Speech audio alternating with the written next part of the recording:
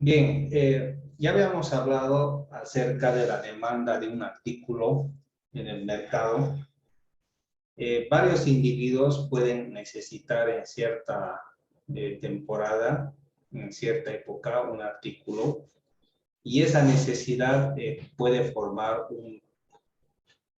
un mercado para dicho artículo, ¿sí? Entonces, la demanda de cierto artículo puede dar origen a un mercado, ¿no? Que empresas o particulares y demás empiecen a fabricar un producto que suele ser requerido por las personas. Entonces, eso genera un mercado. Eh, por decir algo, ¿no? Antes, hace unos 10 años atrás, no era muy común que las personas vendieran coca, ¿no? En algunos lugares, pero debido a la demanda que tienen los transportistas y otras personas, se puede encontrar coca en varios lugares, hasta en las tiendas, coca machucada, ahora aparecido y demás. Y esa demanda que las personas requieren de este producto ha dado lugar a un mercado, ¿sí? Donde hay muchos que ofrecen y hay también muchos que requieren, y eso hace de que se fije un precio común y también cierta competencia, y la demanda genera un mercado, ¿sí? Eso es lo que habíamos visto la anterior vez. Entonces, ahora si vemos desde el punto de vista del productor, la oferta también de cierto artículo puede también generar un mercado, donde quizás la zona es muy propicia para la elaboración de cierto producto y varios productores deciden ofrecer un producto en común. Entonces todos ofrecen un producto en común y eso también puede dar lugar a la generación de un mercado. Ahora, dentro de esta generación de un mercado, es importante que pueda establecerse el precio y también la calidad de un producto, ¿ya? El precio mucho depende de la cantidad demandada. Cuando las personas demandan demasiado un artículo, fíjense, la cantidad demandada se demanda bastante, entonces el precio también va creciendo. Pero cuando la demanda va bajando, el precio también va bajando, porque hay mucha oferta y poca demanda, ¿ya? Entonces, estas curvas nos muestran esa relación entre la oferta y la demanda de un producto en el mercado. Entonces, siempre va a haber un equilibrio, ¿no? Donde hay un número de consumidores que pueden consumir cierta cantidad de dicho artículo, ¿sí?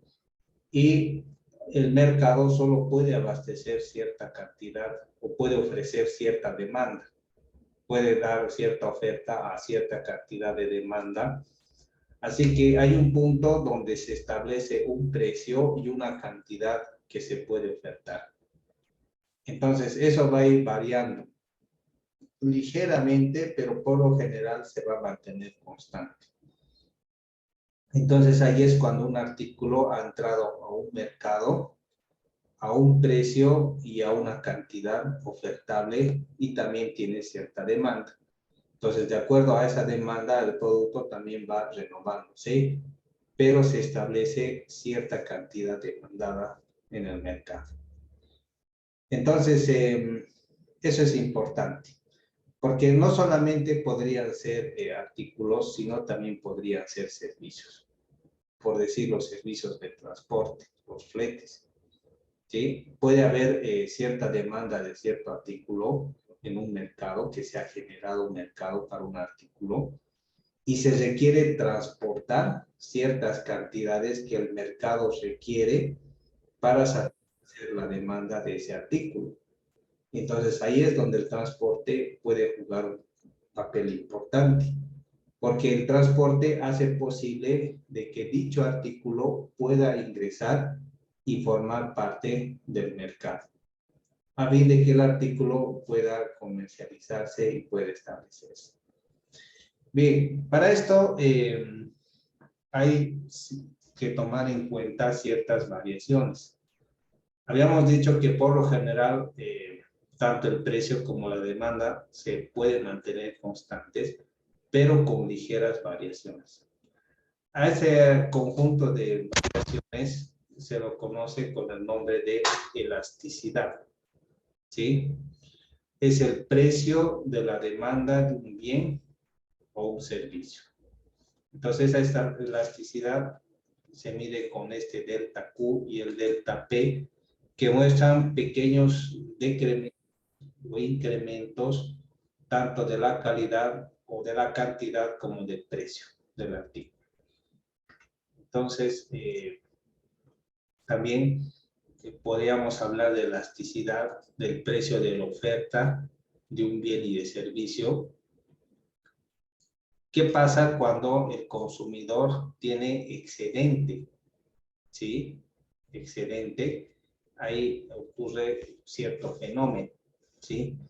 Ahí está el precio que tiene por unidad, la cantidad que el mercado puede necesitar de un artículo establece cierto precio en el mercado. Entonces, el excedente de consumidor es cuando por alguna razón el producto se demanda demasiado, hay más consumidores, la cantidad reduce, pero el precio se va aumentando. Pero cuando ocurre lo contrario, no hay consumidores, el precio va bajando y la cantidad de artículos en el mercado va aumentando. Entonces, a fin de que esos artículos puedan circular y moverse en el mercado, el precio también va bajando. Incluso algunos hasta venden a pérdida a fin de recuperar parte de la inversión, ¿sí? Del artículo. La idea es de que el mercado pueda mover cierto artículo. O sea, podría haber la posibilidad de que el artículo pudiera ser bastante solicitado, pero pudiera ser lo contrario, no ser solicitado, y ahí hay cuando se va aumentando en cantidad del mercado y el precio también va bajando, ¿sí?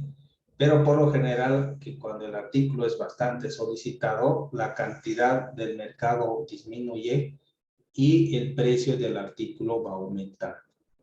Es lo que ha pasado hace años, bueno, hace algunos años, con el precio del azúcar, ¿no? Bueno, por alguna razón el azúcar no ha abastecido en los mercados, la demanda se ha mantenido constante porque esa demanda ha generado un mercado de este producto y como no había azúcar, entonces el poco azúcar que ha quedado ha subido de precio, ¿sí? Ha subido.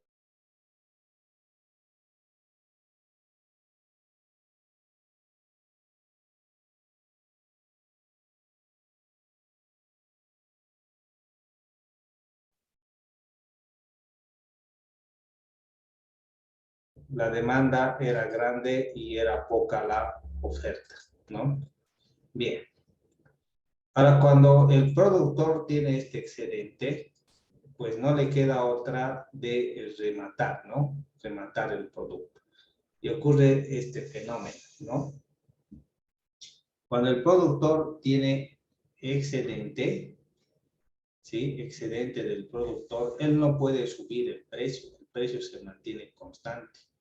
Y lo que tiene que hacer es tratar de mover el artículo a fin de que pueda recuperar el precio, ¿sí? Sin embargo, él no puede ir más allá de la oferta. Tiene cierta oferta que se va a ir incrementando dependiendo a la cantidad que tenga, pero también sus costos, su precio por producción va a ir creciendo. O sea, a medida que vaya produciendo la inversión que él ha utilizado para producir los se va a ir incrementando. Entonces, ese es el efecto del mercado de los productos, ¿no? Ahora, todo esto tiene mucho que ver con la demanda de transporte de cargas, ¿no? Entonces, los precios del producto podían ser incrementados dependiendo al costo del transporte, ¿sí? Hay cierto costo o fletes por el traslado de mercadería ya productos terminados o incluso de materias primas a los lugares de producción. Y cuando son producidos estos artículos, necesitan ser transportados a los mercados. Entonces, pudieran haber diferentes etapas de transporte que tienen que ser analizadas. Y mucho depende de la distancia y cuánto tiempo toma ese transporte, ¿sí? Y la calidad también de ese transporte y su seguridad. Entonces, si los caminos son malos, toma mucho tiempo o es arriesgado el producto, porque puede ser que alguien esté trasladando huevos o ganado y demás, y es un lugar donde suele haber derrumbe, bloqueos y demás, y puede que la mercadería quede estancada y se echa a perder porque no llega a tiempo para ser procesada. Entonces eso implica cierta pérdida. Entonces, ¿quién asume esa pérdida? Pues la persona que está produciendo, ¿sí? Entonces, como hay riesgo de pérdida, los precios de transporte también son incrementados a fin de que pueda compensar todas esas pérdidas que se puedan originar debido a la mala calidad del transporte, la seguridad y todo eso. El tiempo, la distancia y demás influye en el precio que va a tener el transporte, ¿no? Así que muchas veces el transporte de mercaderías se lo puede subdividir en unidades, como por decir el costo por kilo o el costo por tonelada o el costo por litro, ¿ya? Entonces, por decir, si trasladar 500 kilos cuesta 1,000 bolivianos, el kilo podría ser, digamos, 0,2 bolivianos el kilo cuesta así trasladar. Y ese es un precio que se va a ir incrementando al costo final del artículo. Pero si el costo del transporte pudiera ser menos, también eso va a tener cierta influencia en el costo, ¿no? Bien, vamos a ver ese asunto del itinerario. Ahora, miren este ejemplo, ¿no? Si se quiere transportar cierta mercadería desde un centro de producción hasta el mercado, ¿ya? O sea, trasladar de un lugar donde se produce hasta un mercado, ¿sí? A través de un camino. Se supone que se trata de una mercadería estándar sin diferenciación por precio, calidad, etc., que se produce en un único lugar y se comercializa en un único mercado. Entonces, las condiciones son que solo eso se puede producir en un lado y solo se puede vender en otro lado, ¿ya? En la figura 7.11 se observa en el gráfico superior las curvas de oferta y demanda del producto, ¿no? Aquí está esa curva. Ahí está la curva de oferta y demanda del producto, ¿sí? La curva de demanda, DM, es la que se verifica en el mercado. Entonces, esta es la curva de la demanda del mercado, ¿sí? Las curvas de oferta mostradas corresponden a las siguientes situaciones. OMA es la que se verificaría si no existe separación entre la zona de producción y el mercado. En este caso, no hay costo de transporte. Entonces, esto es cuando no existe costo de transporte y la zona de producción es ahí en el mercado. Fíjense, el valor del precio del producto disminuye bastante. OMB es la curva de oferta actual con una tarifa de transporte entre A y B igual a T' a B. Entonces, esta de acá, O'B, es la curva que corresponde, incluye el transporte de un punto A a un punto B. Entonces, fíjense que esto hace que el precio se vaya incrementando. ¿Sí? OMB es la curva de oferta si el camino es mejorado y si se produce una reducción en la tarifa de transporte. Entonces, si se mejora el camino, fíjense, el costo del artículo, del precio del producto va cambiando. ¿Sí? Pues mientras más se demanda, el precio también sube y las ganancias también son más grandes.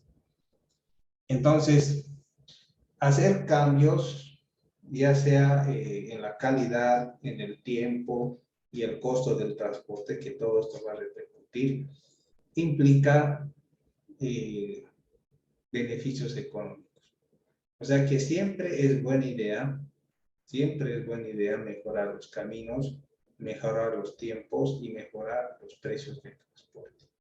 Eso va a tener una influencia directa en la utilidad de los productos y el costo final que estos van a tener. Así que siempre se tiene que ir por ese lado, ¿no? De mejorar el sistema de transporte. Aquí abajo vemos otra curva, la cantidad transportada y la tarifa de transporte. Eso muestra que si es posible transportar mayores cantidades, entonces el costo por producto transportado también va a ir variando, va a ir bajando bastante. Porque si uno quisiera trasladar una gran cantidad de productos, necesitaría un medio de transporte mucho más grande y mucho más amplio. Pero ese medio de transporte grande y amplio requiere un mejor camino. Pero si es un camino malo, entonces solamente podría estar disponible a vehículos o medios de transporte pequeños. Pero un medio de transporte masivo, donde puede llevar mucha cantidad, requeriría un mejor camino, ¿ya? Para que los costos también sean buenos. Así que mientras más se transporta, los costos también son menores. Este gráfico nos muestra esto, ¿no? Que es muy importante, ¿no? Y bueno, acá está analizando un poco las curvas y nos puede dar una idea acerca de los ahorros. Bien, vamos a ver elasticidad de la demanda del transporte, las variables de algunas curvas, ¿no? Excelente.